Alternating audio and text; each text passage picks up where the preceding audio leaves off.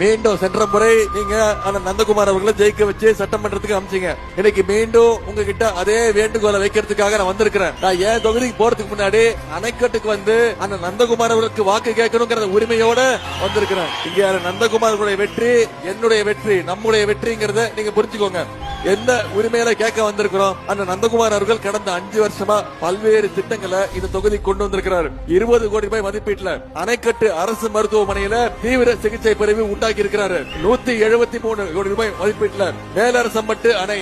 இன்னைக்கு சட்டமன்ற உறுப்பினராகி முதலமைச்சர்கிட்ட போய் கேட்டு வேண்டுகோள் வச்சு இன்னைக்கு புதிய அணை மேலரசப்பட்டு அணைய உங்களோட தொகுதிக்கு அணைக்கட்டு தொகுதிக்கு நந்தகுமார் அவர்கள் கொண்டு வந்திருக்கிறாங்க.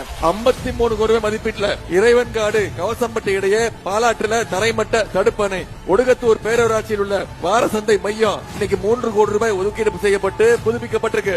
2 கோடி ரூபாய் மதிப்பீட்டுல பெண்ணாத்தூர்ல கழிவுநீர் கால்வாய் பணிகள் இன்னைக்கு நடக்குதுன்னா நந்தகுமார் அவருடைய உழைப்பில வந்தது. பெண்ணாத்தூர்ல 2 கோடி ரூபாய் மதிப்பீட்டுல புதிய சாலை பணிகள் இன்னைக்கு நடைபெற்றிருக்குது. 75 கோடி ரூபாய் மதிப்பீட்டுல இந்த தொகுதியில 173 கிலோமீட்டருக்கு பல்வேறு புதிய சாலை பணிகள் அண்ணன் அவர்கள் செஞ்சு கொடுத்திருக்கிறாங்க. பீஞ்சமந்தை, ஜார்தான் கொல்லை, பெலாம்பட்டு உள்ளிட்ட மலை கிராமங்களுக்கு முதல் முறையாக சாலை வசதி, ரோடு வசதி அண்ணன் நந்தகுமார் அவர்கள் போட்டு கொடுத்திருக்கிறார். பொய்கை ஊராட்சியில 25 கோடி ரூபாய் மதிப்பீட்டுல புதிய தடுப்பணை கட்டப்பட்டிருக்கு. பள்ளிகொண்டா பேரூராட்சியில் உள்ள அரசு பெண்கள் மேல்நிலைப் பள்ளிக்கு இன்னைக்கு 12 வகுப்பறைகள் புதிய கிளாஸ் ரூம்கள் அண்ணன் நந்தகுமார் அவர்கள் கட்டி கொடுத்திருக்கிறார். அதே மாதிரி 20 கோடி ரூபாய் ஒதுக்கீடு செய்யப்பட்டு சதுப்பேரி தூர்வாரப்பட்டு இன்னைக்கு சுற்றுலா தலமாக போட்டிங் செய்வதற்கு புதிய சுற்றுலா தலத்தை உங்களுடைய தொகுதியில உருவாக்கி கொடுத்திருக்கிறார். இவ்வளவு பணிகளையும் அண்ணன் நந்தகுமார் அவர்கள் செஞ்சு கொடுத்திருக்காங்க. இன்னும் பல்வேறு நலத்திட்ட உதவிகள், நலத்திட்ட பணிகள் அணைக்கட்டு தொகுதிக்கு வரணும்னா